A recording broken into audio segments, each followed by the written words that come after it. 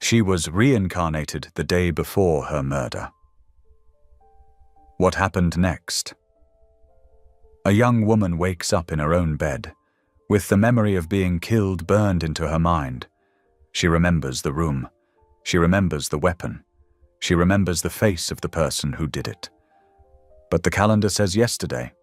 She's alive. And she has only one day to change everything.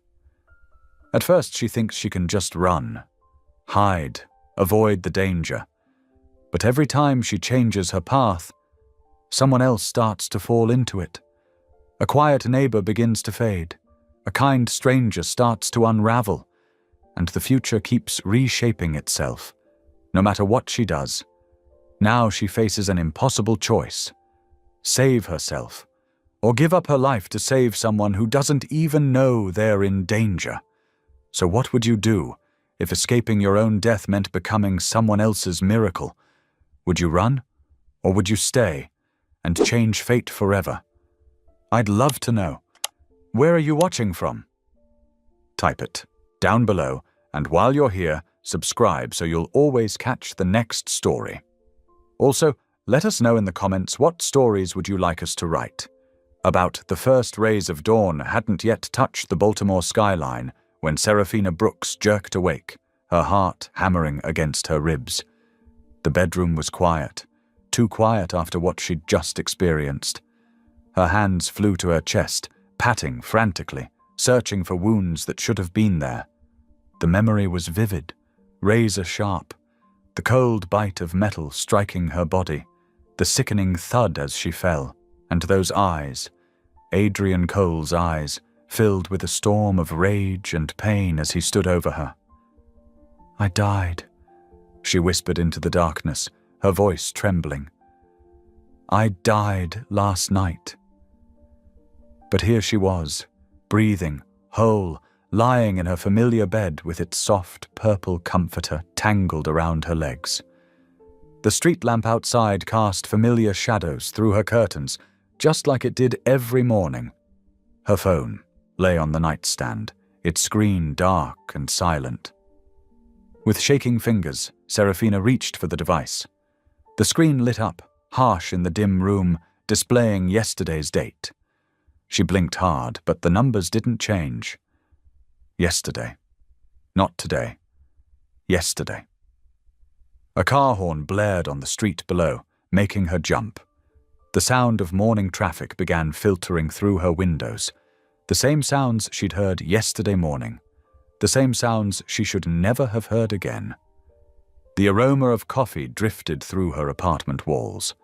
Mrs. Chen next door, right on schedule with her 5 a.m. brewing routine. Seraphina remembered smelling that same coffee yesterday, remembered thinking she should buy the same brand because it always smelled so good. Yesterday, today, the same day. Seraphina slid to the edge of her bed, wrapping her arms around herself.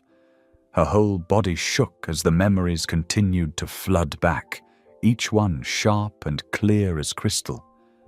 The bedroom, not this peaceful morning bedroom, but the other one. Dark, cold, the fireplace poker gleaming dully in the shadows before it. "It happened," she whispered, needing to hear the words out loud. "I was there, in that room. Adrian Cole was there. A voice cracked. "He killed me." The morning light slowly strengthened, painting her walls with pale gold, but Seraphina couldn't stop shaking. She rocked back and forth, whispering the memory over and over, each detail precisely the same. The sound of the door opening, the flash of metal, the look in Adrian's eyes, not just anger, but something deeper, something broken. More traffic sounds rose from the street. Someone's car alarm chirped. A jogger's shoes slapped against the sidewalk. Normal morning sounds, everyday sounds, sounds she'd heard yesterday morning while getting ready for work. Work, where she'd first met Adrian Cole, where everything had started going wrong. Seraphina's normal routine flashed through her mind. Shower at 6:15, breakfast at 6:45, catch the 7:30 bus, walk into the office at 8 sharp, just as Adrian would be setting up his temporary workspace in the conference room. "No," she said firmly, her voice stronger now. "No, I'm not doing any of that. Not today." She had been given something impossible, a second chance, an extra day, a do-over of the worst day of her life. Her last day.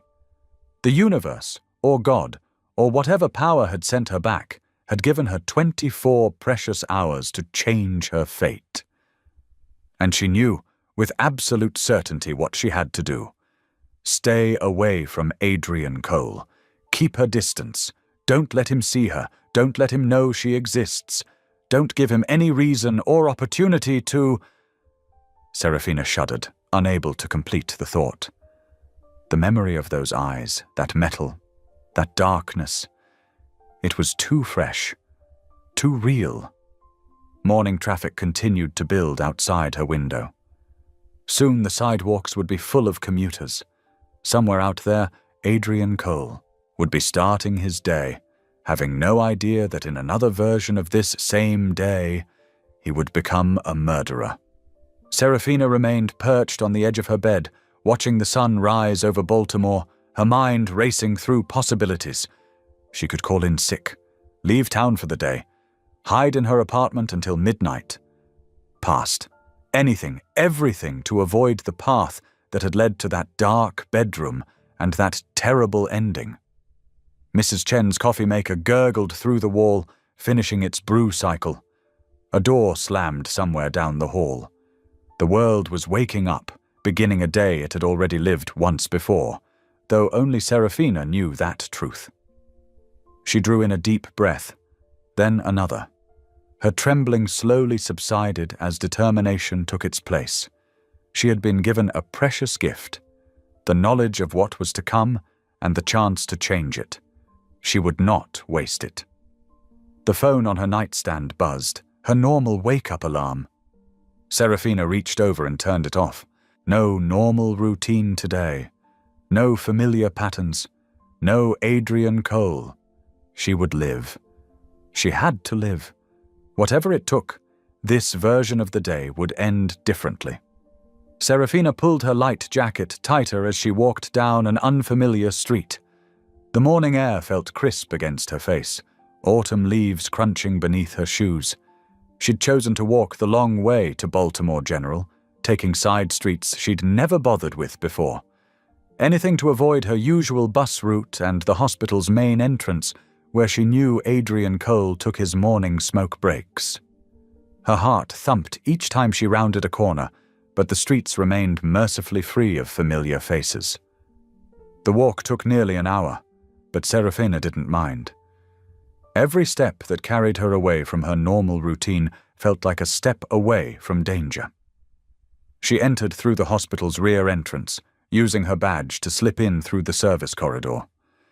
The basement-level hallway smelled of cleaning supplies and old linoleum, but Serafina breathed easier here than she would have at the main entrance. No cigarette smoke, no Adrian Cole. By the time she reached her desk in the billing department, her shoulders had begun to relax. Her computer screen showed 8:15, later than her usual start time, but still within acceptable limits. She logged in, pulled up her files, and slowly settled into her work routine. The morning passed quietly. No sign of Adrian Cole, no glimpse of him through the office windows, no mention of his IT project in the morning emails. With each passing hour, hope grew stronger in Serafina's chest. Maybe it would be this simple. Maybe just changing her route, staying out of sight, would be enough to prevent the horror she remembered. Around noon, a soft knock interrupted her concentration. An elderly woman stood in her doorway, clutching a stack of papers with trembling hands. Her grey hair was neatly styled, but her face showed clear distress. "I'm sorry to bother." "You!" the woman said, her voice wavering. "But I've been sent to 3 different offices already, and I just can't." She blinked rapidly, fighting tears. Serafina rose immediately. "Please, come in. I'm happy to help." She gestured to the chair beside her desk. I'm Seraphina Brooks. Lillian Morrow. The woman sank into the chair with visible relief. I've been trying to sort out these bills, but everything's so complicated. My insurance changed last month, and now nothing makes sense. Seraphina gently took the crumpled papers, smoothing them on her desk. Let's look at these together. Sometimes having a second pair of eyes helps make things clearer. As she began explaining the forms to Lillian, movement in the hallway caught her attention. Marcus Delaney, one of the hospital's security guards, was pacing near the water cooler, his phone pressed to his ear. Even from this distance, Seraphina could see the tension in his shoulders. What do you mean, denied? Marcus's voice, carried through the open door, sharp with anger. I submitted everything on time. Everything! He turned abruptly, and Seraphina caught a glimpse of his face, flushed red, jaw clenched tight. She tried to focus on Lillian's paperwork, but found her attention drawn back to Marcus. Something about his agitation felt familiar, the same kind of pressure cooker tension she'd sensed in Adrian Cole before everything had gone wrong. Marcus's voice rose again. You can't do this to me. I need that approval today. He slammed his fist against the wall, making Lillian jump in her chair. It's all right, Seraphina assured her quietly, though her own pulse had quickened. Let's look at this next section. But as she helped Lillian navigate her insurance forms, Seraphina couldn't shake the growing sense of unease. The morning's relief at avoiding Adrian Cole faded as she watched Marcus continue his angry pacing. The tension hadn't disappeared. It had just shifted, finding a new focal point in the agitated security guard. His phone call ended with another burst of angry words, and Marcus stormed past her office. His footsteps echoed down the hall, heavy with suppressed fury. Lillian shrank in her chair until he passed, then let out a shaky breath. Some people, she murmured. They carry such darkness with them. Seraphina nodded slowly, her earlier sense of safety crumbling. She had thought changing her path would be enough to avoid disaster. Now, watching Marcus's retreating back, she realized it might not be that simple. The day's dangerous currents were still flowing. They had just found a different channel. A muffled thud and the crackle of paper echoed through the thin walls of Seraphina's apartment. She paused, teacup halfway to her lips, and listened. Another sound followed, a soft, frustrated sigh and the rustle of shifting grocery bags. Setting her cup down, Seraphina moved to her door and peered through the peephole. In the hallway, an elderly woman struggled to gather spilled items from a torn paper bag, her silver hair falling forward as she bent with difficulty. Seraphina opened her door. Mrs. Whitcomb, let me help you with those. Eleanor Whitcomb straightened slowly, one hand pressed against the wall for support. Her face was lined with age, but her blue eyes still held a sharp clarity. Oh, I couldn't impose. It's no imposition at all, Seraphina said, already gathering loose oranges and a box of tea that had rolled toward the stairs. The elderly woman's hands trembled slightly as she clutched her remaining grocery bag. You're the quiet one from downstairs, aren't you? Eleanor asked, watching as Seraphina collected the scattered items. Always saying good morning in the hallway. That's right, I'm Seraphina Brooks. She smiled warmly, cradling the armful of groceries.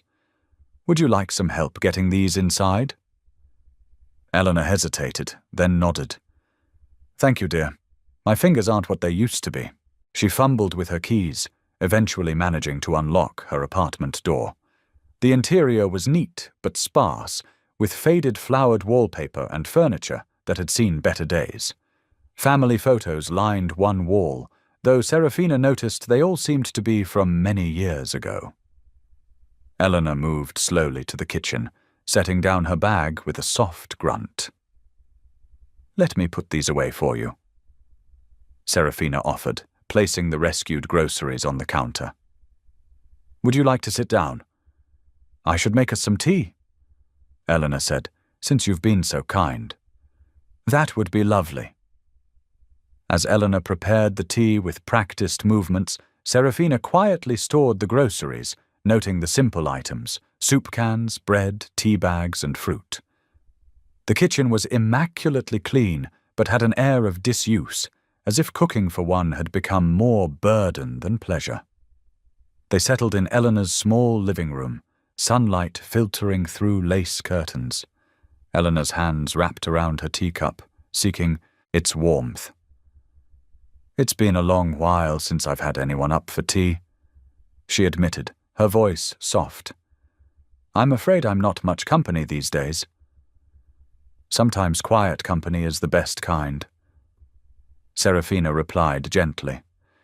Eleanor's eyes drifted to a photograph on the side table, a young man with her same blue eyes, smiling broadly at the camera. That's my Thomas, she said, almost to herself. He'd be about your age now, I suppose. Serafina waited, sensing there was more Eleanor needed to say. The older woman stared into her tea, as if reading the leaves might reveal some hidden truth. I haven't seen him in 23 years. Eleanor continued, her voice barely above a whisper. Not since the night he left. I said such terrible things to him. Did everything wrong. Her hands trembled, tea threatening to spill. He wanted to be an artist, you see, had such talent. But I was scared. Scared he'd struggle, scared he'd fail. I pushed him to be practical, to follow his father into accounting. She shook her head slowly.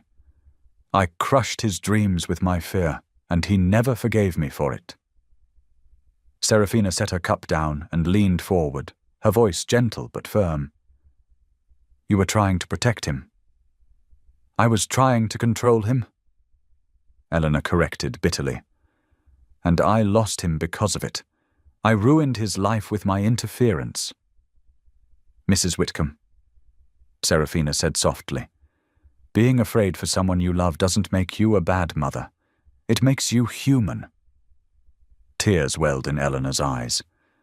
I've written him so many letters over the years. Never sent them, of course. Wouldn't know where to send them now. She dabbed at her eyes with a tissue. I wish I could tell him I'm sorry, that I was wrong, that his happiness meant more than my fear. Serafina reached across and took Eleanor's hand. The older woman's fingers were cool and fragile in her warm grip. It's never too late for healing, Mrs. Whitcomb. Never too late for forgiveness, including forgiving yourself. How can I? Eleanor's voice cracked. When I don't even know if he's happy, if he ever followed his dreams, if he has children I'll never meet? Because holding on to this pain isn't helping him, and it's hurting you. Serafina said gently. You made a mistake out of love, a human mistake. You've carried this regret for 23 years. Perhaps it's time to set it down. Eleanor's shoulders shook as silent tears fell. Serafina moved to sit beside her on the couch, offering quiet comfort as years of held-back grief finally found release. They sat together as the afternoon light shifted, the only sounds Eleanor's soft weeping and the gentle tick of an old clock on the mantel. Finally, Eleanor straightened, wiping her eyes. I haven't cried like that in years, she admitted, attempting a wobbly smile. You must think me a silly old woman. I think you're a mother who loves her son, Serafina corrected kindly. And I think love is never silly. Eleanor studied her face for a long moment. You have a gift, dear, for seeing into hearts, for knowing just what they need. Serafina felt something shift in the air between them, a lightening, as if a heavy cloud had begun to disperse. The afternoon sun seemed brighter somehow, gilding the edges of the family photos on the wall with gentle light. Would you? Eleanor hesitated, then pressed on. Would you like to see some of Thomas's drawings? I kept them all. I'd love to. Serafina said warmly. As Eleanor rose to fetch an old portfolio from a cabinet, Serafina felt it again. That sense of something unseen changing, healing, like a knot slowly becoming untangled, or a door long rusted beginning to ease open. She watched Eleanor's face soften as she handled her son's artwork, sharing stories of the boy who loved to draw, and knew that sometimes the simplest acts of kindness could set the most profound changes in motion. Serafina stepped through the hospital's sliding glass doors, her mind still lingering on her conversation with Eleanor. The afternoon sun streamed through the windows, casting long shadows across the sterile hallway floors. Her comfortable shoes squeaked against the polished tiles as she made her way to the nurse's station. Before she even rounded the corner, she heard raised voices. Her steps slowed as she recognized Marcus Delaney's tense tone bouncing off the walls. "I've checked everywhere. That file needs to be found now." Marcus's voice cracked with frustration. "Mr. Delaney, I understand your concern, but raising your voice isn't helping." That was Vivian Porter, her usual crisp efficiency now tinged with irritation. Serafina paused at the edge of the nurse's station. Marcus stood with his hands planted firmly on the desk, leaning forward. His security guard uniform looked unusually wrinkled, and a slight sheen of sweat glistened on his forehead. Vivian stood her ground on the other side, arms crossed, her neat bun starting to come loose after what had clearly been a stressful day. "It's my job to maintain security protocols," Marcus insisted, his knuckles whitening as he gripped the desk. "Missing patient files are a serious breach."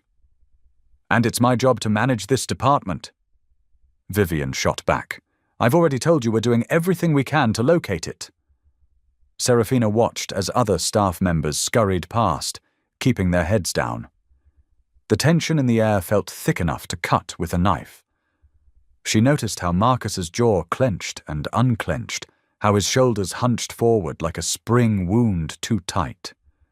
Taking a deep breath, she stepped forward. "Hi, Marcus, Vivian. Can I help?" Both turned to look at her. Marcus's expression flickered between anger and embarrassment, while Vivian's professional mask showed signs of cracking. "It's fine," Vivian said quickly. "We're just having a minor disagreement about a missing file for patient Rodriguez." Marcus cut in. "It should have been logged an hour ago." Serafina nodded thoughtfully. "Rodriguez, I think I might have seen that file earlier. Would you mind if I took a look?"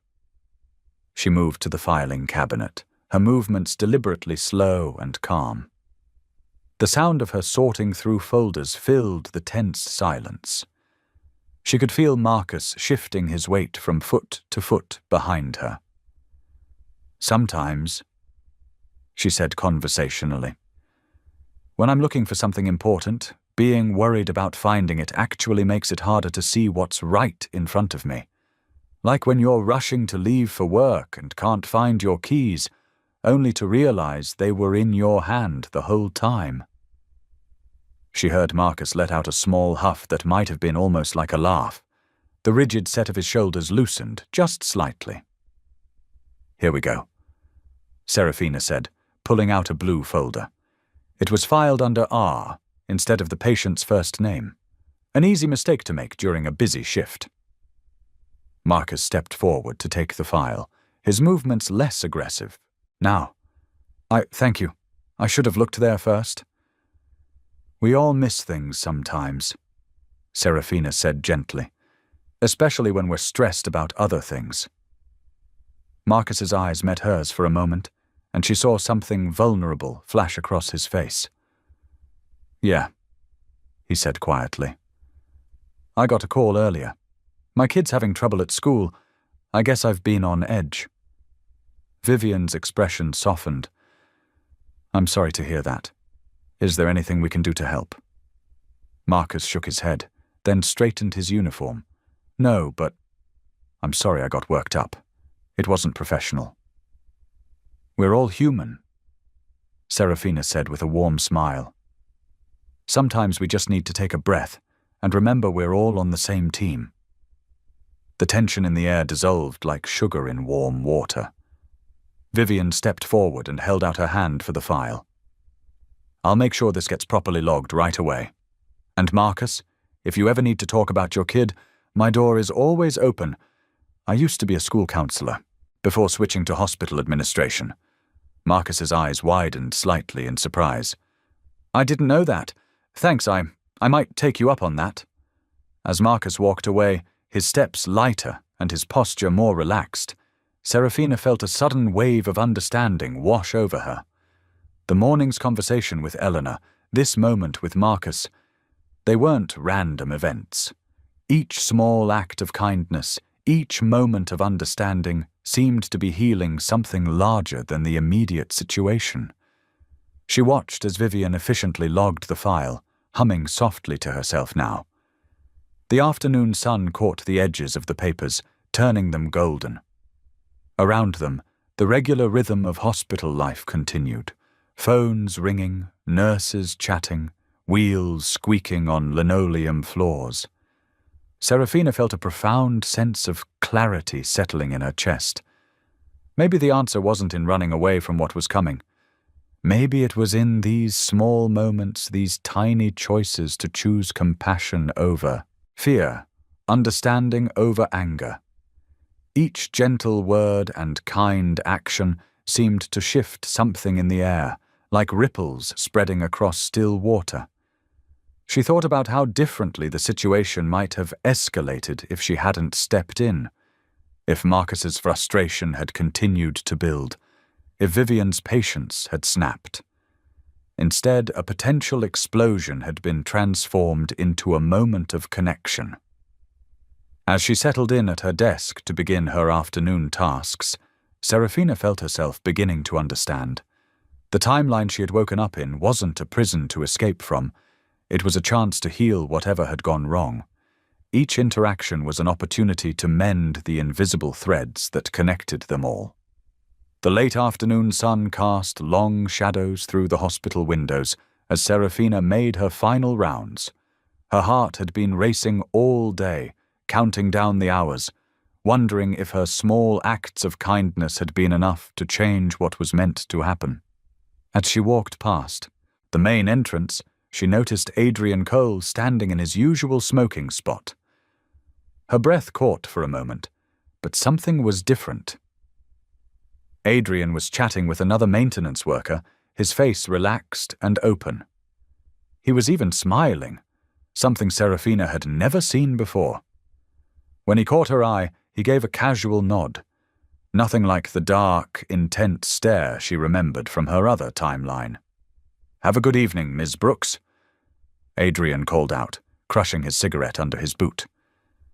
"You too," she managed to reply, her voice steady despite her racing thoughts. Near the security desk, Marcus Delaney was gathering his things to leave for the day. The tightness that had been in his shoulders earlier was gone. He was humming softly as he signed out, exchanging pleasant goodbyes with the evening shift guard. "Thanks again for earlier," Marcus said as Serafina passed. "Sometimes I let little things get to me more than they should." "We all have those days," Serafina replied, warmly. "What matters is how we handle them." Marcus smiled and headed for the exit, his footsteps light and unburdened. Serafina watched him go, hardly daring to believe what she was seeing. The powder keg of emotions she'd sensed earlier had been completely diffused. Walking home in the cool evening air, Serafina felt hope blooming in her chest. The memory of her death still felt real, but now it seemed more like a warning than a prophecy. Small kindnesses, she was learning, could ripple outward in powerful ways. In her apartment, she moved around her small kitchen, assembling a simple dinner of pasta with fresh vegetables. The familiar motions were comforting, chopping, stirring, the gentle bubbling of boiling water. She had just sat down to eat when she heard a heavy thud in the hallway outside. Serafina froze, her fork halfway to her mouth. Then came a weak cry that made her blood run cold. She rushed to her door and threw it open. Eleanor Whitcomb was crumpled on the floor near her own apartment, one hand pressed against her chest, her face grey and twisted with pain. "Eleanor!" Serafina dropped to her knees beside the elderly woman. "What's wrong? Where does it hurt?" "Can't breathe." Eleanor gasped. Her fingers clutched at Serafina's sleeve. "My chest." Serafina pulled out her phone with shaking hands and dialed 911. "I need an ambulance," she said clearly, forcing herself to stay calm. "Elderly woman with severe chest pain and difficulty breathing." She quickly gave the address and apartment number. While they waited, Serafina held Eleanor's hand, speaking softly to keep her conscious. "Help is coming. Just stay with me. Keep breathing. That's it. Nice and slow." Eleanor's eyes were wide with fear. "I don't want to die alone," she whispered. "You're not alone," Serafina assured her, squeezing her hand. "I'm right here with you, and I'm not going anywhere." The paramedics arrived quickly, their efficient movements filling the narrow hallway. As they loaded Eleanor onto the stretcher, Serafina spoke up. "I'm riding with her to the hospital." In the ambulance, Serafina watched as the paramedics worked, attaching monitors and starting an IV. Eleanor's face was partially hidden behind an oxygen mask, but her eyes remained fixed on Serafina, drawing strength from her presence. The emergency room was a blur of activity. Serafina found herself pushed to the sidelines as doctors and nurses swarmed around Eleanor. She paced in the waiting room, her dinner long forgotten, praying that the strange second chance she'd been given hadn't simply shifted tragedy from one person to another. Hours passed. The waiting room slowly emptied as other families received news about their loved ones.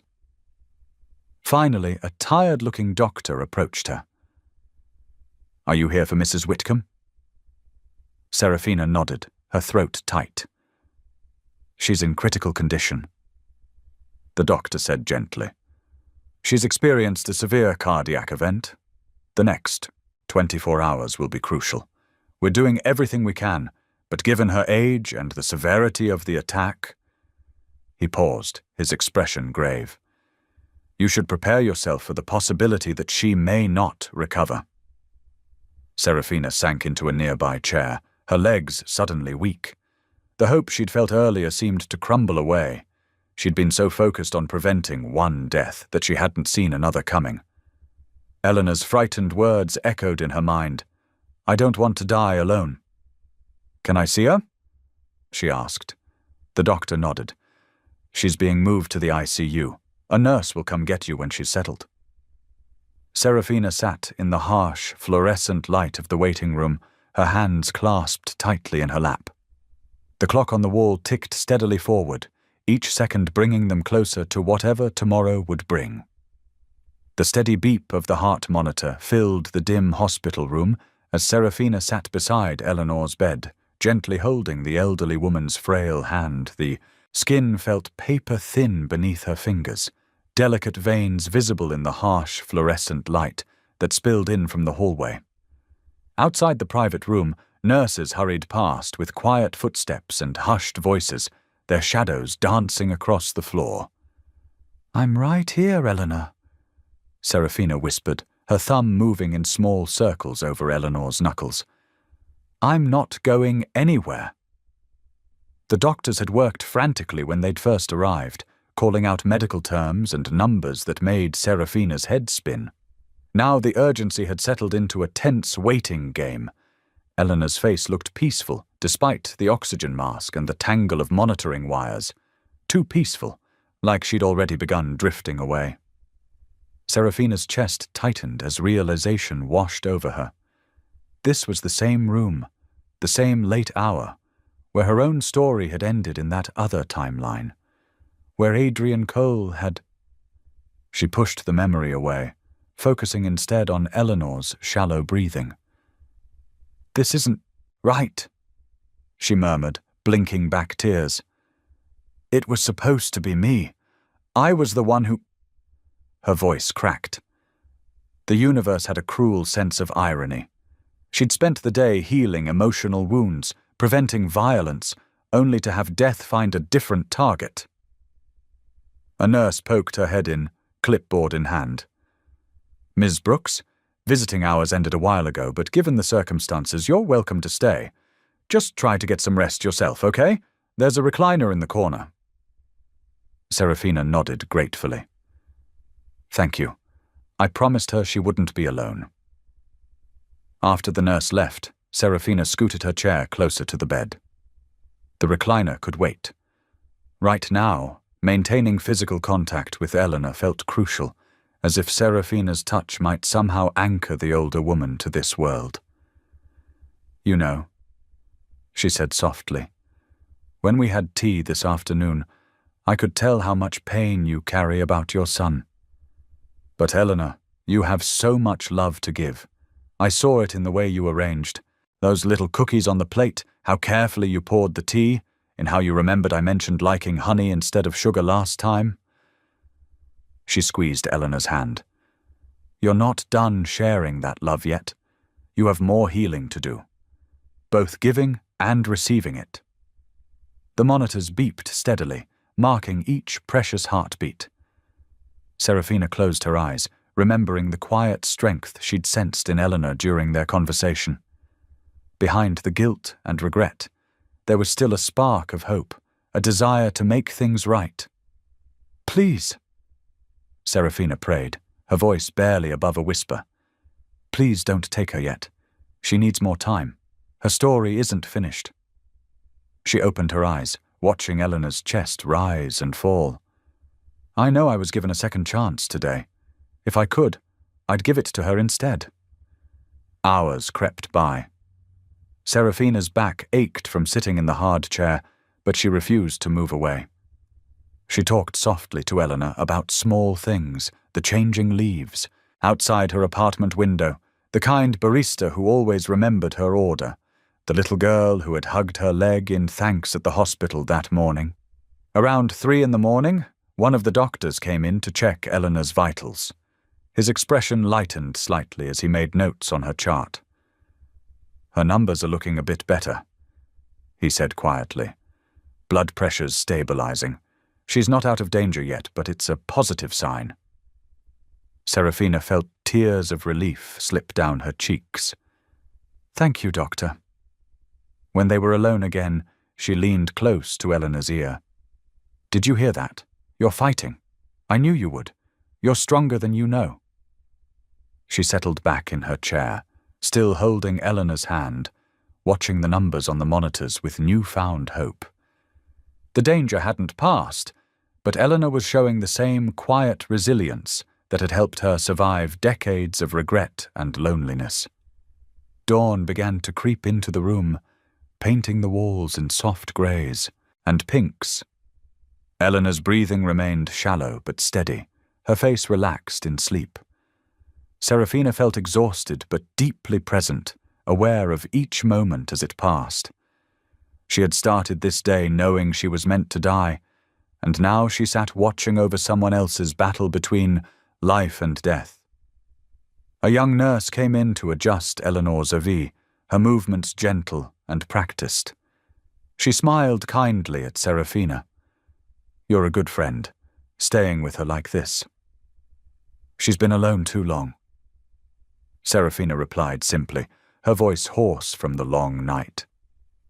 When the nurse left, Serafina carefully shifted her position to ease her stiff muscles, but kept her hand firmly wrapped around Eleanor's. The morning light grew stronger, but uncertainty still hung heavy in the air. Eleanor had stabilized somewhat, but her condition remained critical. Each beep of the heart monitor was both a victory and a reminder of how precarious the situation remained. Serafina leaned forward, resting her free hand lightly on Eleanor's arm. "I'm still here," she whispered, "and I'll stay right here as long as you need me. You're not alone anymore, Eleanor. Not now, not ever again." The promise felt solid and true in her heart, extending far beyond this hospital room and this critical night. The fluorescent lights of the hospital corridor cast long shadows as Serafina walked slowly through the quiet halls. At this late hour, the usual bustling activity had settled into a gentle hum of monitors and the soft footsteps of night shift nurses. She passed the nurses' station where earlier that day she had helped Marcus Delaney find the missing file. The desk was empty now, but the memory of his relieved smile lingered. Serafina paused by a window, watching the city lights twinkle against the dark sky. Her mind wandered back through the events of the day, each small moment of kindness like stepping stones leading her here. She thought of Lillian Morrow's trembling hands, steadying as Serafina helped her with the paperwork. The way Marcus's tense shoulders had relaxed when she stepped in to help, diffusing his anger before it could ignite. Even Adrian Cole, who had been the source of such terror in her memories of tomorrow, had seemed transformed by the ripples of compassion flowing through the hospital. "It's like a river changing course," she whispered to herself, pressing her palm against the cool glass. Every kind word, every gentle action redirected the flow of pain. But rivers, she knew, always had to reach the sea.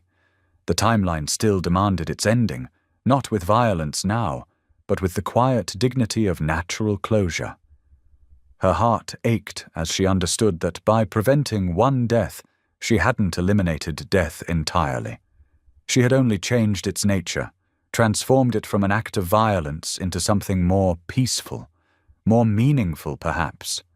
Serafina turned away from the window and made her way back to Eleanor's room. The monitors beeped steadily, marking each precious heartbeat. Eleanor lay still, her silver hair spread across the pillow, her face lined with years of carried guilt. In the dim light, she looked smaller, more fragile than the woman who had shared tea and secrets just hours ago. Taking her seat beside the bed, Serafina gently took Eleanor's hand in hers.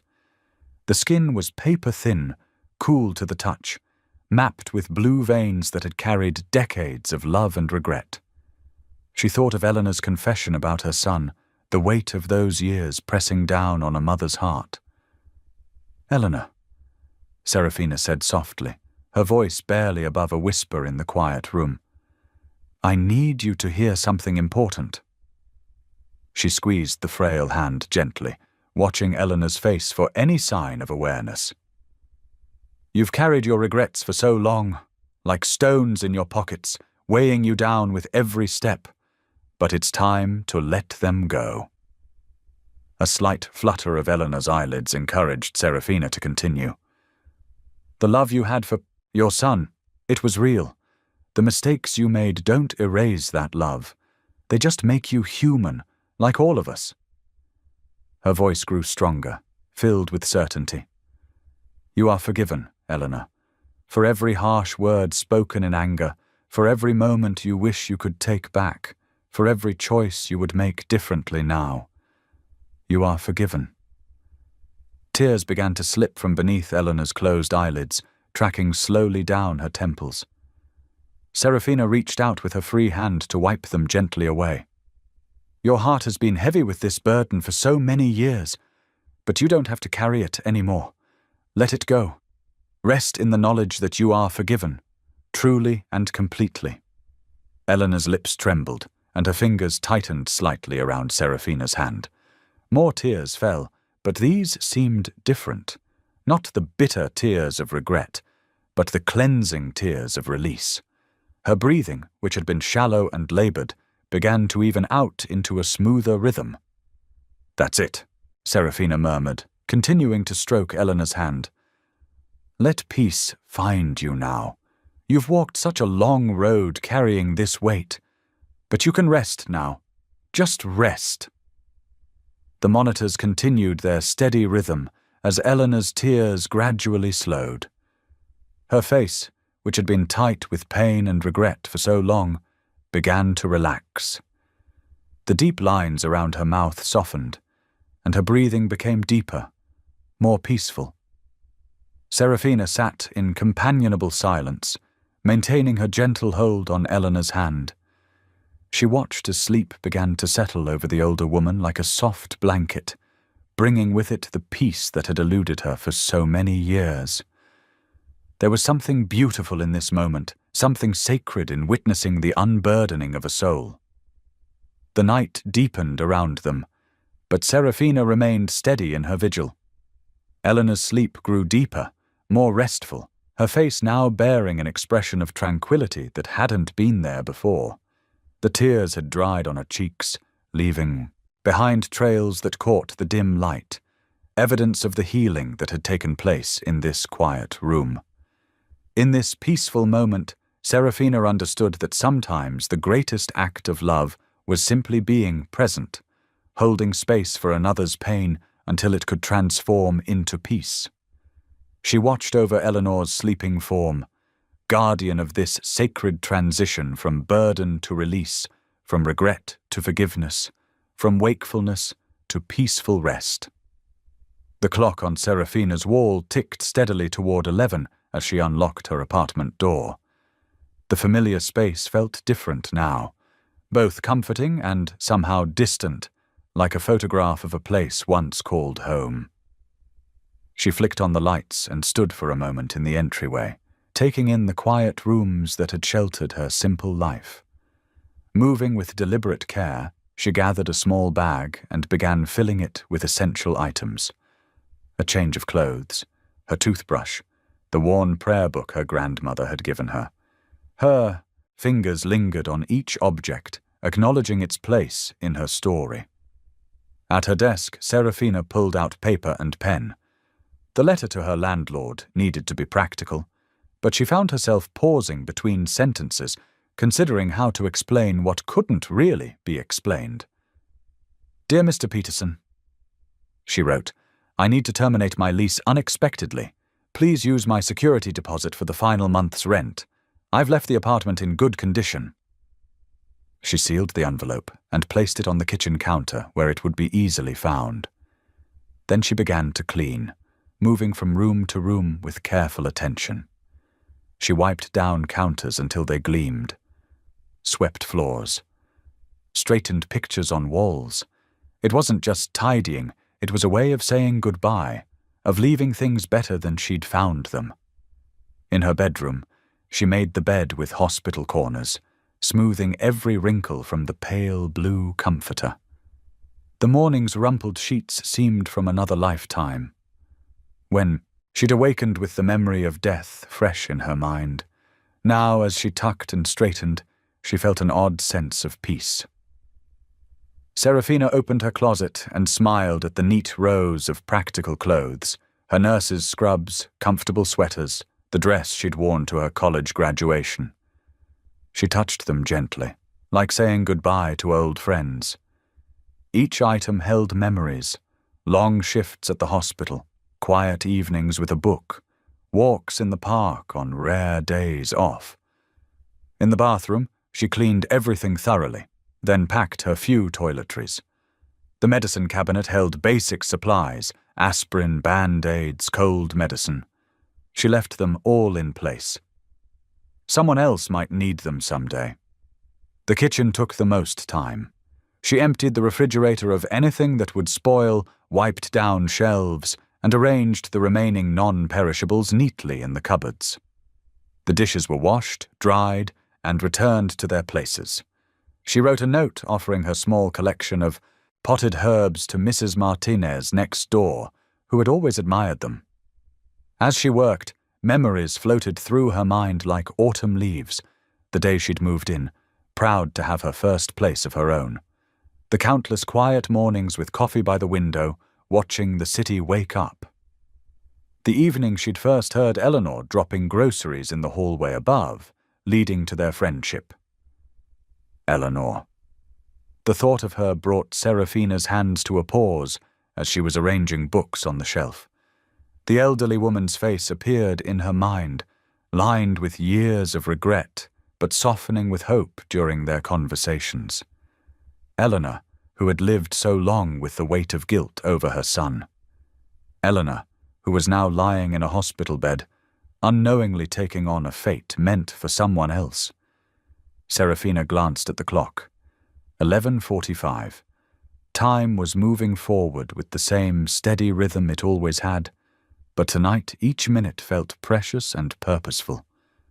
She took one last look around the apartment, clean, ordered, ready for whatever came next.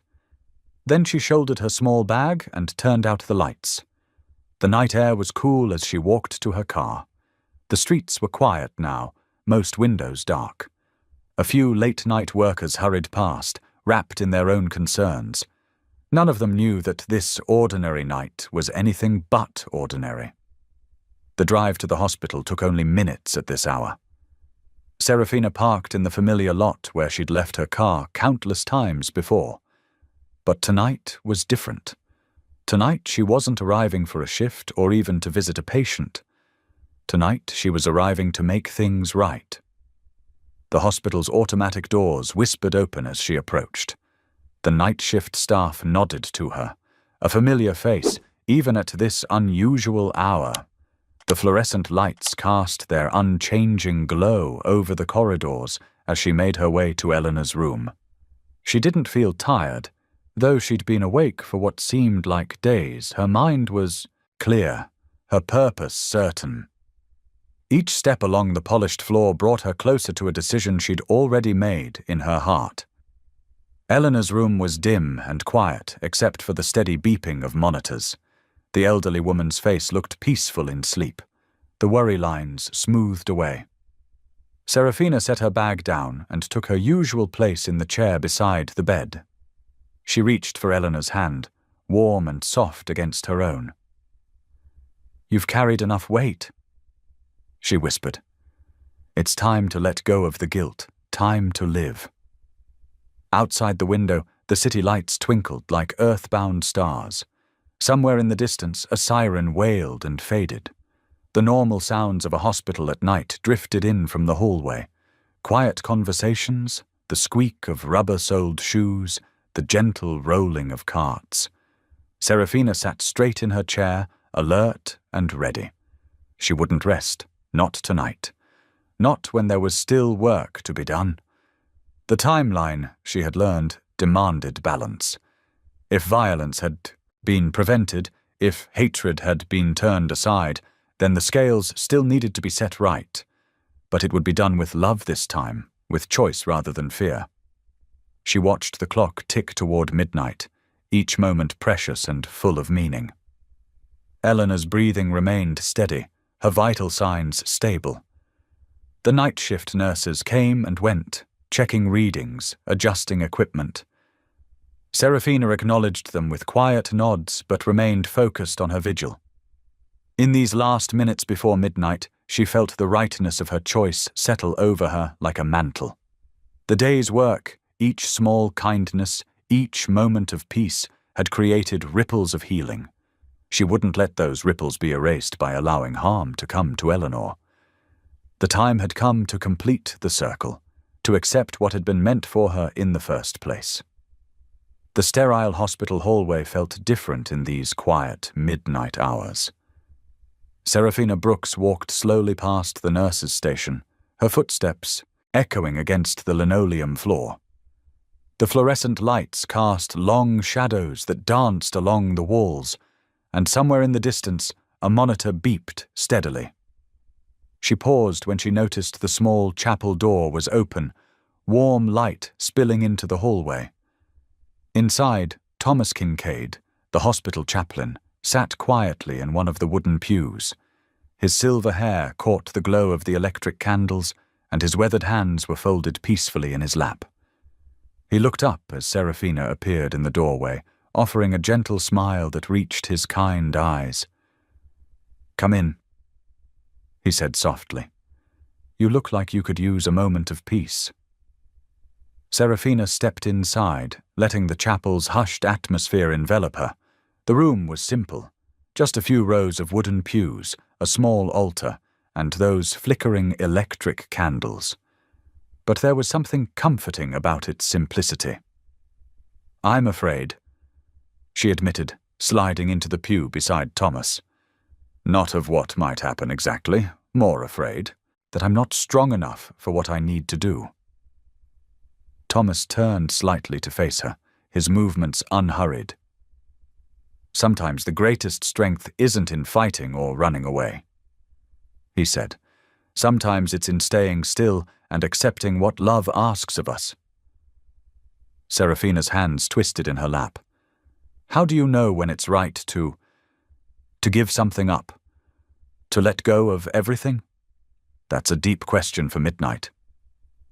Thomas replied, but his tone was warm.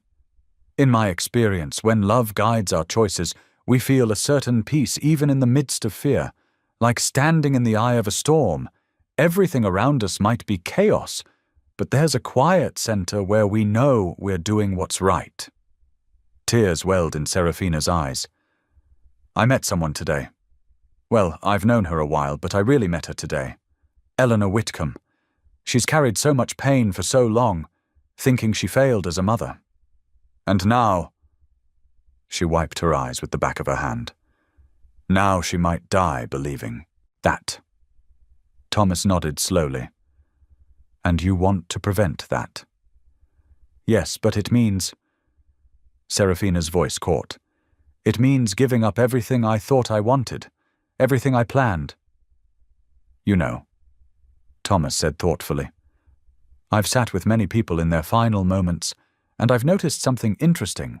Those who lived for themselves often die with regret, but those who lived for others seem to face the end with a strange kind of joy, as if they've discovered some secret about what makes life meaningful. Serafina looked at the electric candles, their artificial flames steady and unwavering. I always thought I was supposed to help people by being there for them, by listening and caring. I never thought helping might mean leaving. Thomas finished gently.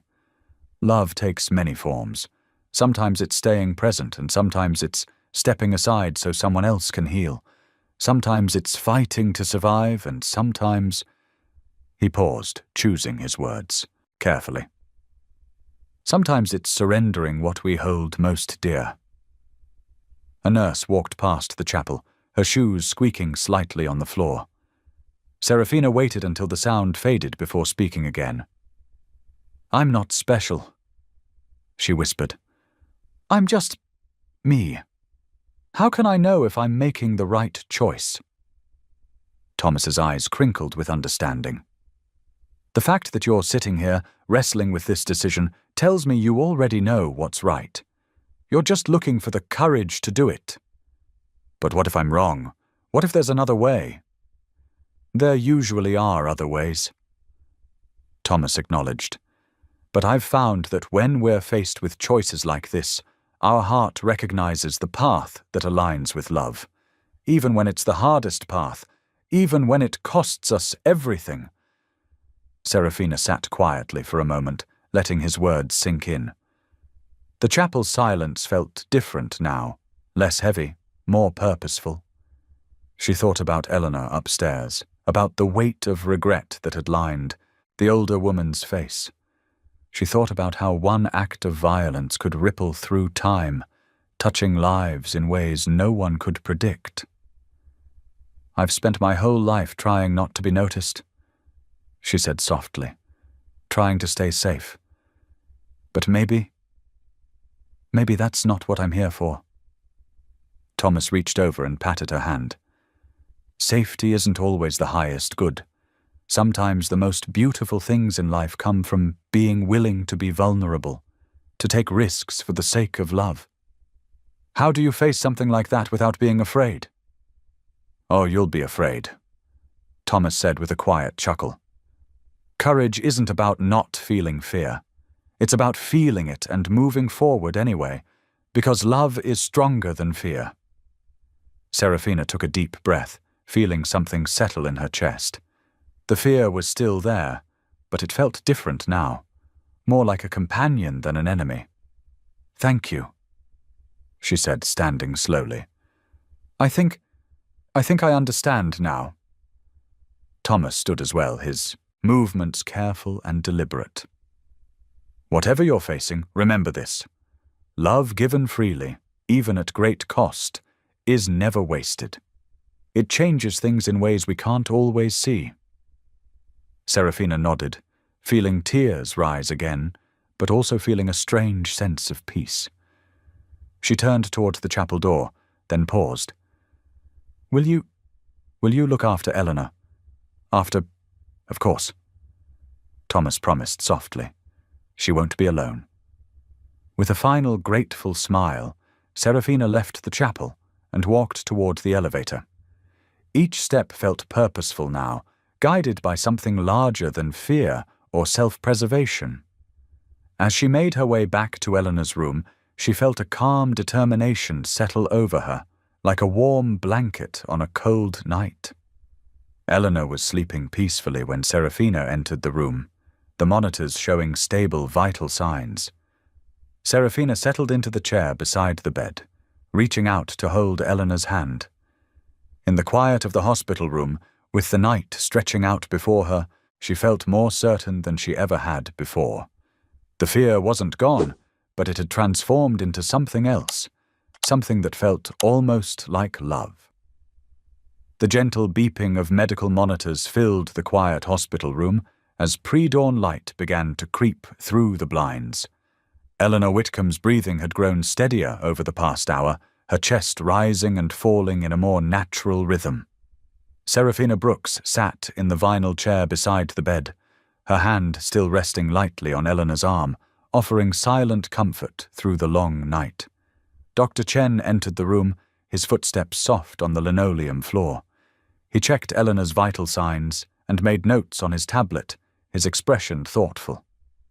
Her blood pressure has stabilized, he said quietly to Serafina, and her heart rhythm is much stronger than it was earlier. Hope flickered in Serafina's chest. Really? That's wonderful news. The doctor nodded, allowing a small smile. We'll need to run more tests, of course, but I'm cautiously optimistic. Whatever crisis she was heading toward seems to have passed. He patted Eleanor's hand. She's quite a fighter. Serafina felt tears of relief prick at her eyes. Yes, she is. Her voice came out raspier than usual, and she cleared her throat. As Dr. Chen left the room, Serafina noticed her hands were trembling slightly. She pressed them together in her lap, trying to still the shake. A wave of dizziness washed over her, making the room tilt strangely. She closed her eyes and took several deep breaths until the sensation passed. When she opened them again, Eleanor was watching her through half-lidded eyes. You look pale, dear, Eleanor whispered. Serafina forced a smile. I'm fine, just tired. How are you feeling? Better, I think. Eleanor's voice was weak but clear. Though I gave everyone quite a scare, didn't I? You did, Serafina agreed, swallowing against an odd tightness in her throat. But the doctor says you're improving. Eleanor studied her face with surprising intensity for someone who'd been critically ill just hours before. You've been here all night, haven't you? Of course. Serafina tried to sit up straighter, fighting another wave of dizziness. Her limbs felt strangely heavy, as if she'd run a marathon. Such a kind soul, Eleanor murmured, like an angel watching over me. Serafina's vision blurred momentarily, and she blinked hard to clear it. The weakness spreading through her body was becoming harder to ignore, but she kept her voice steady. I just wanted to make sure you weren't alone. A nurse came in to check Eleanor's vitals, seeming pleased with what she found. Your numbers are looking much better, Mrs. Whitcomb. I think you gave your guardian angel here quite a workout last night, but you're on the mend now. Serafina felt a strange flutter in her chest at the nurse's choice of words. She pressed a hand there, trying to calm the sensation. The morning sun was beginning to stream, through the window more strongly now, painting golden stripes across the hospital bed. Would you like some water? She asked Eleanor, partly to distract herself from the increasing weakness in her limbs. Yes, please. Eleanor's voice was growing stronger. Serafina stood carefully, steadying herself against the bed rail as another spell of dizziness swept through her. She poured a cup of water from the pitcher on the bedside table, her hands shaking enough that a few drops splashed onto the surface. "Are you sure you're all right?" Eleanor asked as Serafina helped her take a few sips. "You're trembling." "Just tired," Serafina repeated, easing back into her chair. "It's been a long night." The sunrise was filling the room now, streaming through the windows in bright rays that seemed to make the very air glow. Serafina felt oddly disconnected from her body, as if she were floating slightly above herself. Her skin tingled with a strange warmth that had nothing to do with the temperature of the room. She watched Eleanor's face in the morning light, noting how much better her color looked, how much more peaceful her expression was. The older woman's eyes were growing heavy again, but this time it seemed like normal, healing sleep rather than the dangerous unconsciousness of the night before. "Rest now," Serafina whispered, even as she felt her own energy continuing to drain away.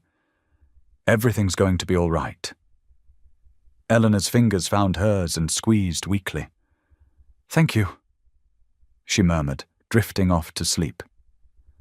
Serafina sat very still, focusing on breathing through the waves of dizziness and weakness that kept washing over her. The sunrise painted the room in ever-brightening shades of gold, and she found herself mesmerized by the way the light played across the walls and floor. Her body felt increasingly distant, but her mind was filled with a strange clarity. She thought about the past 24 hours, how a simple change in routine had sparked a chain of events that led here, to this moment. How choosing kindness over fear had somehow altered the course of multiple lives. The morning sun streamed through the windows, warming her face even as she felt a deep chill settling into her bones. "Thank you," Eleanor mumbled again in her sleep, her hand still loosely holding Serafina's. Serafina couldn't find the strength to respond, but she managed to give Eleanor's fingers a gentle squeeze. The sunlight filled the room completely now, so bright it was almost hard to look at. Serafina's vision swam, but she kept her focus on Eleanor's peaceful face, drawing comfort from the steady rise and fall of the older woman's chest.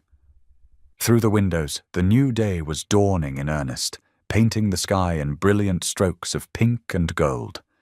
Serafina sat very still in her chair, holding Eleanor's hand as morning light flooded the room, turning everything it touched to pure, radiant gold. The morning sun painted Baltimore streets in gentle shades of gold as Serafina Brooks stepped out of the hospital. Her legs felt unusually heavy, as if she had just run a marathon, but her heart was filled with a tranquility she had never known before. She paused for a moment, letting the warm rays caress her face, watching early commuters hurry past with their coffee cups and briefcases. "One step at a time," she whispered to herself, beginning her journey home at a measured pace. The familiar streets looked different today, more vibrant, more alive. Every detail seemed to stand out with crystal clarity. The way dewdrops sparkled on flower petals in window boxes, the cheerful chirping of sparrows, even the gentle rustling of leaves in the morning breeze. Serafina's usual 15-minute walk stretched into 30 as she stopped frequently to catch her breath, but she didn't mind. Each pause gave her another moment to soak in the beauty of the ordinary world around her.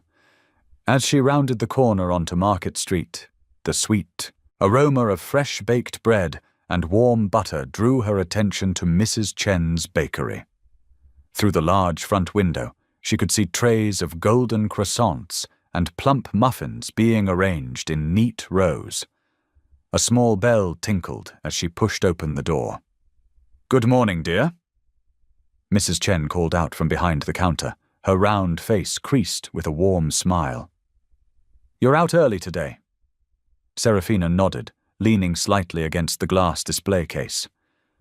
"I'd like to get some treats for my neighbors, please." Her eyes roamed over the selection. Cinnamon rolls dripping with icing, blueberry scones dusted with sugar, apple turnovers still warm from the oven. She chose carefully. A chocolate croissant for Mr. Patterson in 2B, who always helped carry out everyone's recycling, lemon bars for the young couple in 3A who had just had their first baby, and for Eleanor's apartment, a perfectly flaky apple turnover. "Would you like anything for yourself?" Mrs. Chen asked, boxing up the selections. Serafina shook her head with a gentle smile. "No, thank you. These are enough." The walk home felt longer than usual, but Serafina didn't rush. She watched a mother helping her young daughter learn to ride a bike, training wheels rattling against the sidewalk. An elderly man walked his golden retriever, stopping to let the dog sniff every fire hydrant. 2 construction workers shared their thermos of coffee, laughing at some private joke. Each moment felt precious, like a photograph she wanted to preserve in her memory. At her apartment building, she climbed the stairs slowly, pausing on each landing to catch her breath. She delivered each pastry with care, leaving the lemon bars with a congratulatory note for the new parents, handling the chocolate croissant to a delighted Mr. Patterson, and finally standing before Eleanor's door.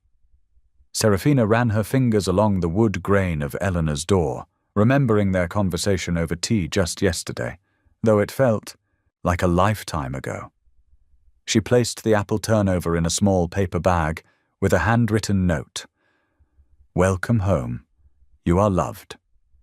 Then she carefully propped it against the door, where Eleanor would find it upon her return from the hospital.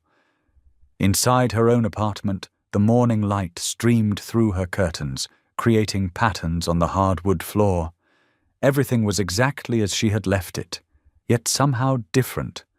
Her small space felt both familiar and new, like seeing an old friend after many years apart. Serafina moved through her morning routine with deliberate slowness. She filled her kettle but didn't turn it on.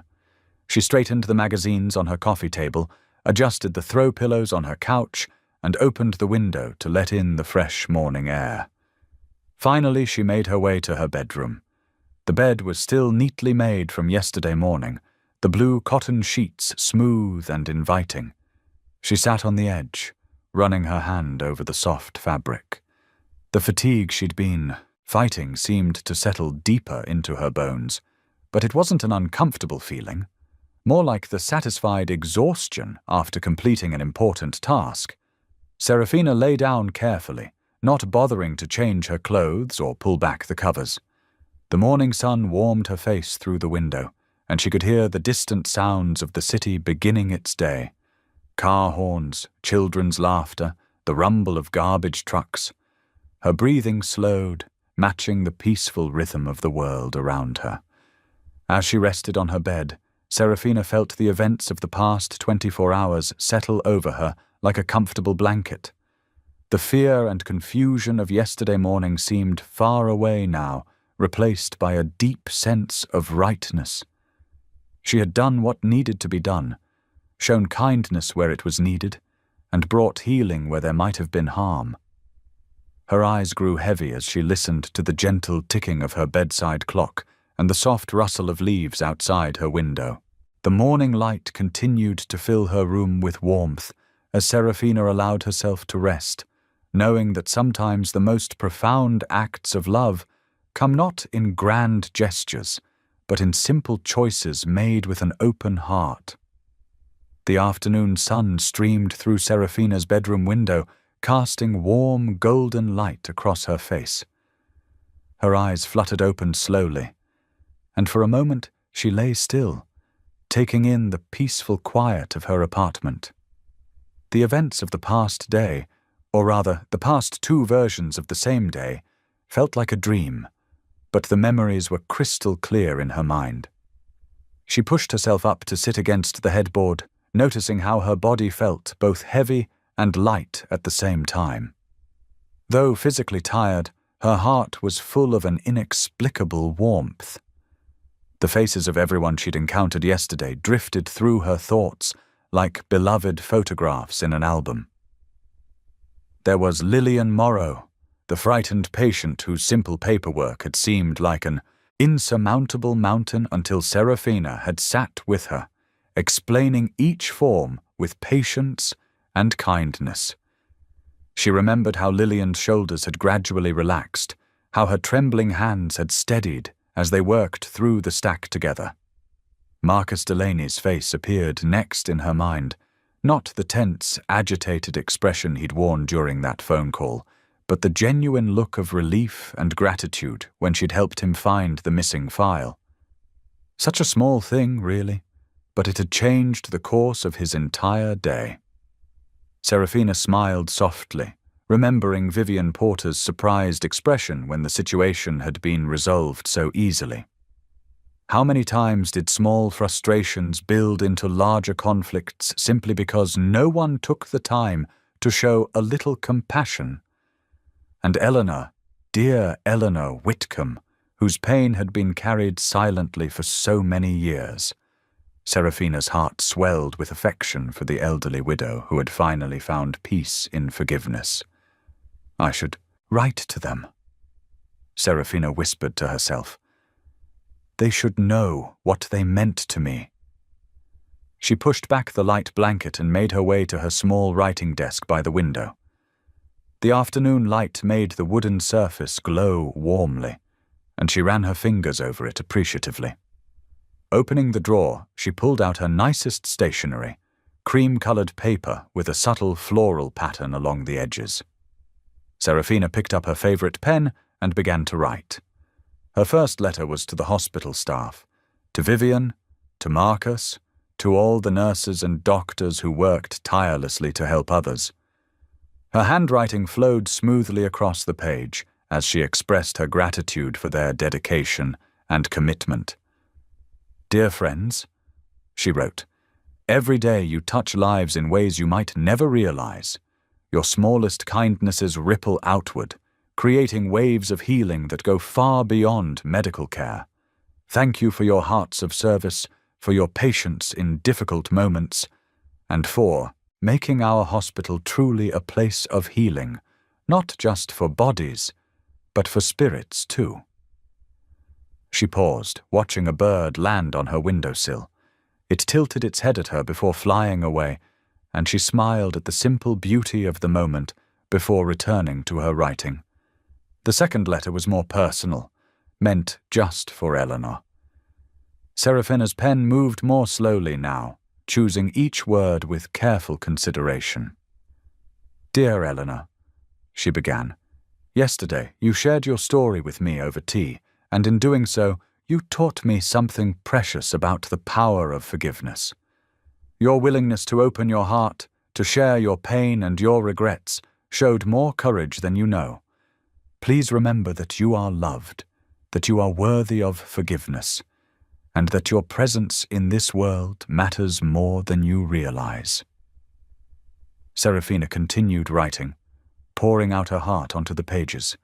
She wrote about the strength she'd seen in Eleanor, about the beauty of second chances, and about the way Eleanor's vulnerability had touched her soul. She wrote about hope and healing, about the possibility of new beginnings that waited in every sunrise. As she wrote, tears gathered in her eyes, but they weren't sad tears. They were tears of gratitude, of joy, of deep appreciation for the privilege of having known these people, of having been able to make even a small difference in their lives. The afternoon light shifted, growing softer as it moved across her desk. Serafina finished her letters, reading over each one carefully. She folded them with precise creases, sliding them into envelopes and addressing each one in her neat handwriting. Rising from her desk, she gathered the letters and walked to her small dining table. She arranged them carefully, making sure they were clearly visible and properly labeled. The envelope for Eleanor she placed slightly apart from the others, weighted down with a small stone she'd once found on a beach, a smooth white pebble that seemed to glow with its own inner light. Standing back, Serafina looked at the letters laid out on the table. They seemed to hold all the love and gratitude in her heart, waiting to be shared with those who had touched her life so deeply. The afternoon sun filtered through Serafina's bedroom window, casting a warm golden glow across her peaceful face. Her body felt heavy, like she was sinking into the softness of her mattress, but her mind remained clear and serene. The gentle tick-tock of her bedside clock marked each precious moment as it passed. She could feel it in every fibre of her being, the gradual weakening that spread through her limbs like a gentle tide. Her breathing had become shallow, but there was no pain, only a profound sense of completion. The letters she had written earlier lay neatly on her bedside table, their edges catching the sunlight. Serafina's thoughts drifted to the faces of those whose lives she had touched in the past day, Eleanor's tear-stained cheeks as forgiveness washed over her, Marcus's shoulders relaxing as tension melted away, and even Adrian's unexpectedly peaceful expression. Each memory felt like a small gift, precious and perfect. Her hand trembled slightly as she reached for the small silver cross pendant that hung around her neck, a constant companion through the years. The metal felt cool against her fingers as she held it, drawing comfort from its familiar shape. "Thank you," she whispered, her voice barely audible in the quiet room. "Thank you for the gift of another day, for the chance to make things right." Tears rolled silently down her cheeks, but they were tears of gratitude rather than sadness. She thought about how the universe had given her not just a second chance at life, but an opportunity to understand the true meaning of love. In choosing to stay and help others rather than run from her fate, she had discovered a strength she never knew she possessed. The afternoon light began to soften, and Serafina's body felt increasingly distant, as if she were floating. She could hear children playing in the park across the street, their laughter drifting up through her partially open window.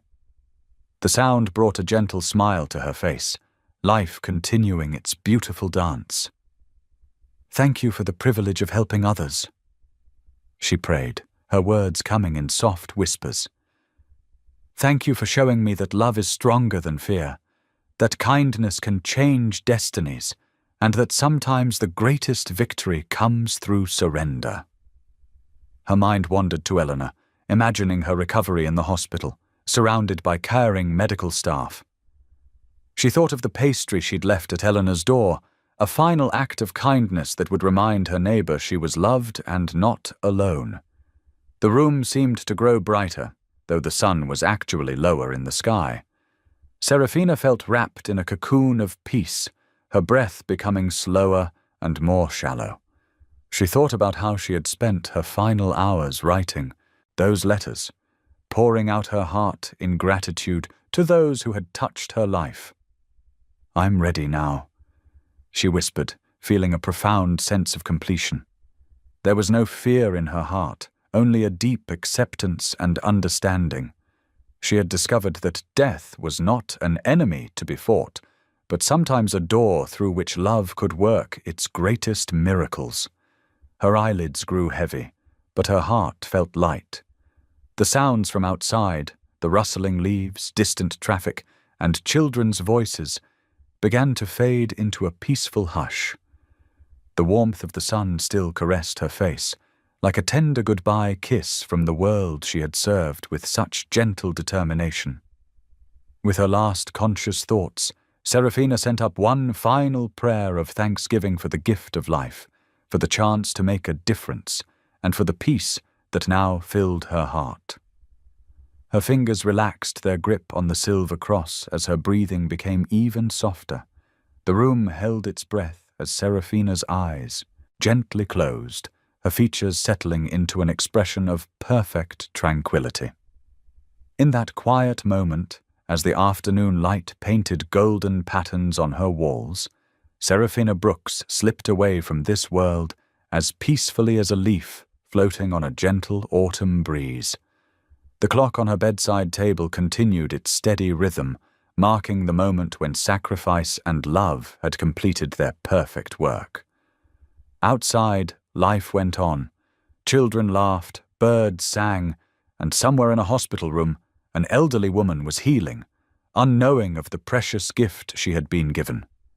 The afternoon sun streamed through the hallway windows as Eleanor Whitcomb slowly made her way up the apartment building stairs, one careful step at a time. Her hospital bag hung from her shoulder, lighter now, without the medical supplies she'd needed during her stay. Though her body still felt tender from the ordeal, the doctors had declared her recovery nothing short of miraculous. At the top of the stairs, Eleanor paused to catch her breath, leaning slightly against the wall. The familiar worn carpet and faded wallpaper of her floor brought comfort after days away. As she approached her apartment door, she noticed something peculiar. A small paper bag sitting neatly on her welcome mat, alongside a crisp white envelope with her name written in elegant handwriting. Eleanor's hands trembled slightly as she unlocked her door. She picked up both items and carried them inside, setting her hospital bag down by the coat rack. The apartment felt different somehow, not quite the lonely space she'd left behind. A subtle warmth lingered in the air, as if someone's kindness had seeped into the very walls. In her small kitchen, Eleanor placed the paper bag on the counter and opened it carefully.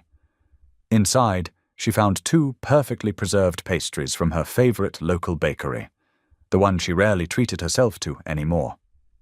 The gesture brought unexpected tears to her eyes as she remembered Serafina's gentle smile and caring presence.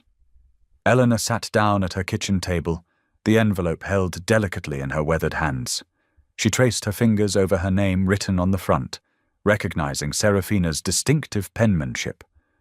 With great care, she opened the envelope and unfolded the letter inside. "Dear Eleanor," she read aloud, her voice barely above a whisper in the quiet apartment. "By the time you read this, I will have already gone. Please know that every moment we shared was a gift I'll treasure eternally. When you told me about your son and the weight of regret you've carried all these years, I saw in you a heart so full of love that it had nowhere to go. You weren't a failure as a mother.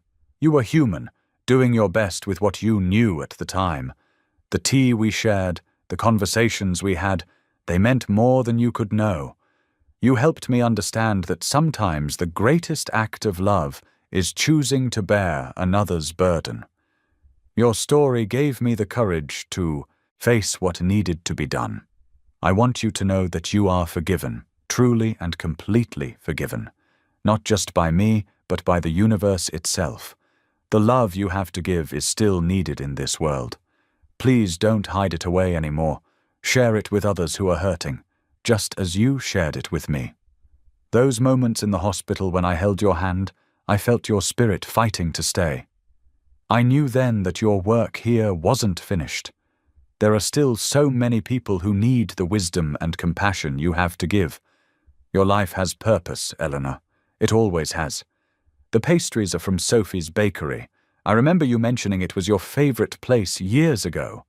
Consider it my parting gift, a sweet reminder that joy can find us in the smallest moments when we're open to receiving it.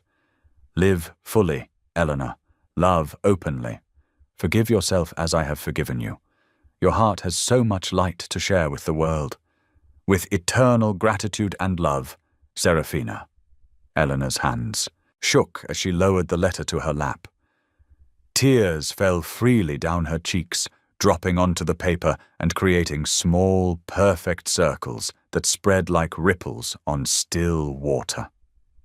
The weight of Serafina's sacrifice pressed against her heart, a pressure both painful and precious. She understood now, with devastating clarity, what Serafina had done. The mysterious improvement in her condition, the peaceful feeling that had enveloped her during recovery, the knowing looks from the hospital staff when they spoke of her guardian angel. It all made sense. "Oh, Serafina," Eleanor whispered into the quiet apartment, her voice thick with emotion. "Sweet, brave Serafina." She pressed the letter to her chest, closing her eyes as grateful tears continued to fall. the afternoon light wrapped around her like a warm embrace, and for the first time in decades, Eleanor felt the hard shell of her guilt beginning to crack and fall away. In its place bloomed something new, a tender shoot of purpose, watered by Seraphina's sacrifice and love. Eleanor wept not just from grief, but from profound gratitude. The tears that fell were healing tears, washing away years of self-recrimination and isolation. In Seraphina's final gift, she had received not only forgiveness, but also a gentle nudge toward a new beginning, a chance to live the life of openness and love that Seraphina had seen possible for her all along. The pastries sat untouched on her counter, a sweet testament to thoughtfulness that transcended time and death itself. Through her tears, Eleanor smiled, feeling the weight of Seraphina's love settle around her shoulders like a mantle, not a burden, but a blessing she would carry forward with grace and purpose. A gentle autumn breeze rustled through the trees as Marcus Delaney stood outside the East Baltimore Youth Center. His security guard uniform was replaced by casual jeans and a soft blue sweater. He took a deep breath, remembering the day when a simple act of kindness had changed everything. The front desk volunteer smiled warmly as he entered. "You must be Marcus. We're so glad you're here." Marcus nodded, his usual stern expression softened by nervousness. The center bustled with activity. Kids doing homework, playing board games, and chatting with mentors. It reminded him of places he wished he'd had access to when he was younger. "I wasn't sure about coming," he admitted to the volunteer. "But something happened at the hospital a few weeks ago that made me think differently about a lot of things." As he spoke to the young people that afternoon, sharing his experience in security work and listening to their stories, Marcus felt the last traces of his old anger melting away. One boy reminded him of himself at that age, defensive, hurting, trying so hard to be tough. When the boy opened up about his struggles at home, Marcus remembered how Seraphina Brooks had diffused his own tension with such simple kindness. Across town, Adrian Cole sat in his parents' living room for the first time in 3 years. His mother's hands trembled as she poured tea, and his father's eyes were wet with unshed tears. "I kept thinking about what you said in your message," his father said quietly. "About feeling like you needed to come home." Adrian nodded, his throat tight. "Something changed in me recently. I can't explain it exactly. But this woman at work, she showed me kindness when I probably didn't deserve it.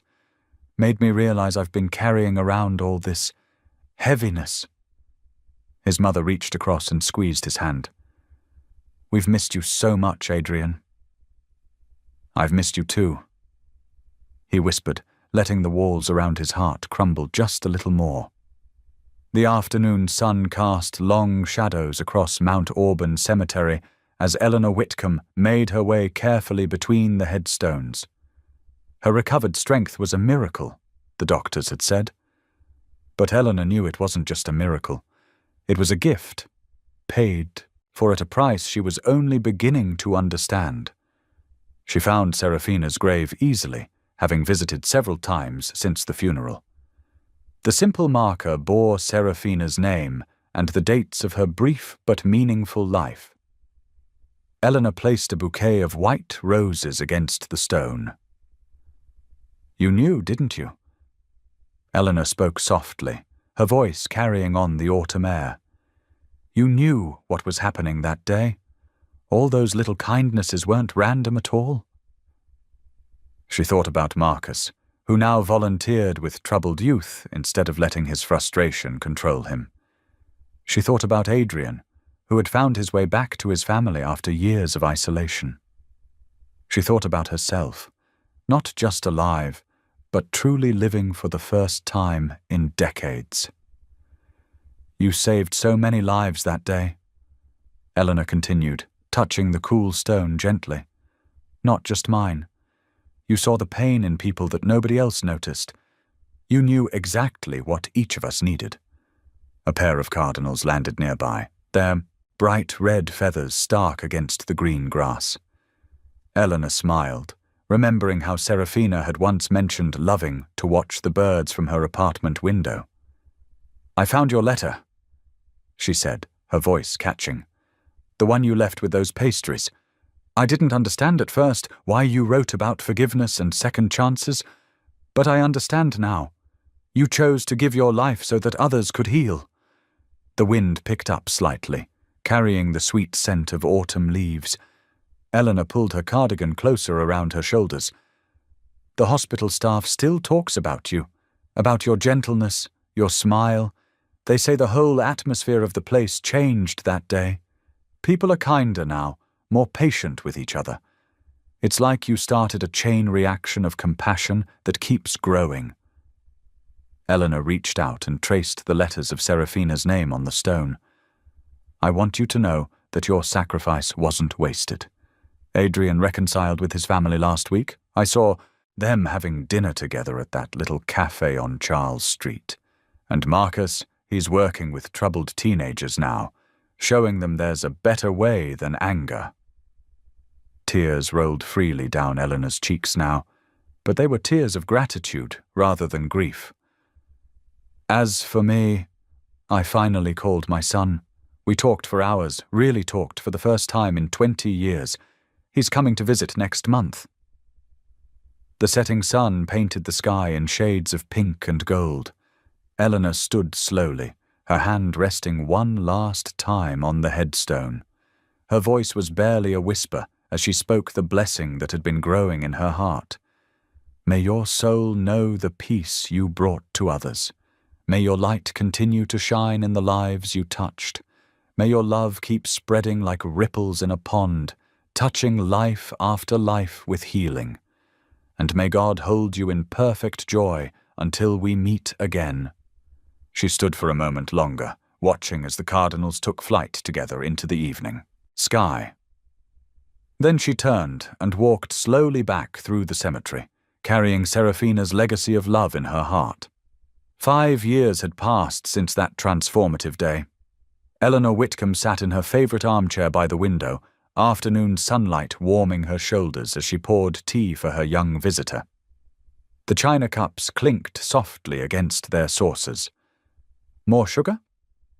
Eleanor asked, studying the tired face of Hazel Monroe, a nurse who had started visiting her after providing care during a recent minor surgery. Hazel shook her head, her shoulders slumped. "No, thank you. I'm just—" She paused, running a finger along the rim of her cup. "I'm thinking about quitting nursing. Everything feels so hopeless sometimes, like nothing we do really matters in the end." Eleanor set down the teapot carefully. "Would you like to hear a story about someone who changed my life? Someone who showed me that even the smallest acts of kindness can create ripples we never imagine?"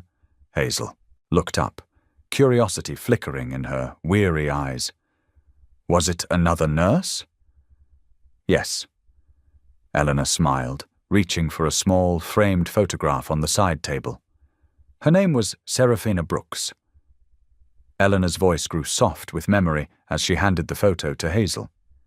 It showed a woman with gentle eyes and a warm smile, wearing hospital scrubs. 5 years ago, I was a very different person. Lonely, filled with regret about my son, convinced I deserved to be alone. She described that first day when Serafina had helped her with dropped groceries, the simple act of kindness that led to tea and conversation. She listened without judgment. Eleanor explained, and showed me that forgiveness was possible, even self-forgiveness. Hazel leaned forward as Eleanor continued, describing the night she collapsed and Serafina's unwavering presence at the hospital. I didn't know then what she knew, that she was trading her life for mine. She had been given a second chance at life, and she used it to save not just me, but others too. Eleanor told Hazel about Marcus Delaney, the security guard whose anger Serafina had diffused with simple compassion, and Adrian Cole, whose path she had quietly altered through small acts of kindness. She understood something profound. Eleanor said, that healing one person's heart can prevent pain from spreading to others. Heisel's eyes had grown wide. But how do you know all this about her second chance? Eleanor reached into a drawer and carefully withdrew a letter, its paper soft from years of handling. She wrote this to me before she died. She knew what was coming and accepted it with grace. She chose to give her life so others could heal. As Eleanor shared more details of Serafina's final day, the pastries left at doors, the letters of gratitude, the peaceful acceptance, tears began rolling down Hazel's cheeks. The miracle wasn't just that she saved lives. Eleanor continued gently. It's what happened afterward. Marcus now runs youth programs, helping troubled teens find better paths. Adrian reconciled with his family and works in addiction counseling. And me? She smiled. I finally reached out to my son. We're rebuilding our relationship, one small step at a time. Hazel wiped her eyes. But how? How did she find the strength to make that choice? Love. Eleanor said simply. She understood that love is stronger than fear, stronger even than death. Every small kindness you show, every moment you spend truly seeing another person's pain, it matters. It creates change we may never witness ourselves. Eleanor watched as Hazel studied the photograph again, seeing how the young nurse's posture had straightened, how the light had returned to her eyes. Thank you, Hazel whispered. I needed to hear this today. Sometimes we forget why we chose this path in the first place. Eleanor patted Hazel's hand and glanced at Serafina's photograph. The late afternoon sun caught the glass, making her smile seem to glow. That's why I share her story, Eleanor said softly. Because love like that doesn't end with death. It lives on in every person it touches, in every life it changes. She saw in Hazel's transformed expression the same renewal she had witnessed in so many others who heard Serafina's story. The young nurse's cynicism had melted away, replaced by something stronger, hope, purpose, and understanding of the profound impact small acts of compassion could have. Eleanor smiled gently at the photograph of Serafina, feeling the familiar wave of gratitude wash over her. In the quiet moment, she could almost hear Serafina's voice reminding her that love was the greatest force for healing in the world. She knew, with absolute certainty, that as long as people continued sharing this story of sacrificial love and everyday kindness, Serafina's gift would keep touching lives, creating ripples of healing that would extend far beyond anything she could have imagined. Thanks for watching, if any. Part of this story lingered with you. Consider subscribing. I'll be here again tomorrow, sharing another tale that speaks to the soul.